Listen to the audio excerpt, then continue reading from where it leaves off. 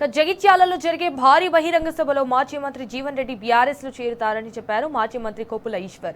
ఈ నెల 20వ తేదీలోపే తొలి ముఖ్యమంత్రి కేసీఆర్ సమక్షంలో జీవన్ రెడ్డి చేరిక ఉంటుందన్నారు. అయితే రాష్ట్రంలో రైతు సమస్యలతో పాటు ప్రజా సమస్యలపై బహిరంగ సభ నిర్వహించబోతున్నట్లుగా చెప్పారు. ఇటు బీఆర్ఎస్ ప్లీనరీ కంటే ముందే పార్టీలో చేరికలుంటాయన్నారు. కేసీఆర్ తో కలిసి పనిచేసేందుకు జీవన్ రెడ్డి ముందుకు వచ్చారని, ఆయనకు పార్టీలో తగిన ప్రాధాన్యత ఇస్తామన్నారు.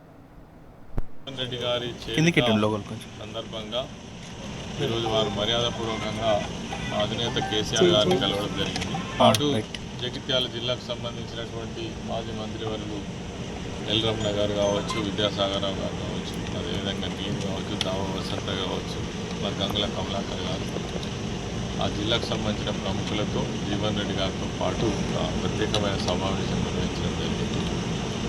వారి జైనింగ్ అనేటువంటి డేట్ ఒకటి, అదేవిధంగా పెద్ద మొత్తంలో నిర్వహించి ఆ సభలో జీవన్ రెడ్డి గారి చేరికతో పాటు ఆ ప్రాంతంలో రైతులు ప్రజలు ఎదుర్కొంటున్నటువంటి అనేక విషయాల మీద కూడా కేసీఆర్ గారు స్పందించే ఆ విషయాల పట్ల డిస్కషన్ చేయడం జరిగింది.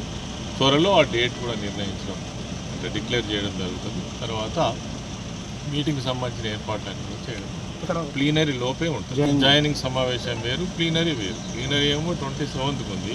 నాకు తెలిసి 20 లోపలనే ఈ సభ జరిగేటువంటి అవకాశం ఉంది. జగిత్యాల పట్టణ పరిసర ప్రాంతాలలోనే ఈ సభ నిర్వహించారు. జీవన్ రెడ్డి గారు ఆయన నిన్న కూడా మేము కేటీఆర్ గారితో పాటు మేము కూడా వెళ్ళినప్పుడు చాలా విషయాల పట్ల వారు స్పందించడం జరిగింది. ఈ ప్రభుత్వం యొక్క పనితీరు, ప్రజలను మోసగించినటువంటి తీరు, తర్వాత ఈ 2 సంవత్సరాలుగా ప్రజలు ఏ విధంగా సఫర్ అవుతున్నారు అన్ని రంగాలలో అనేటువంటిది కూడా ఎంతో ఊహించుకున్నారు. అప్పుడు నేను కాంగ్రెస్ పార్టీలో ఉన్న మేనిఫెస్టో రిలీజ్ చేసినప్పుడు కూడా అవేవి అమలు చేయలేకపోయినాము. ప్రజలు చాలా ఇబ్బందులలో ఉన్నారు, ఆవేదనతో ఉన్నారు.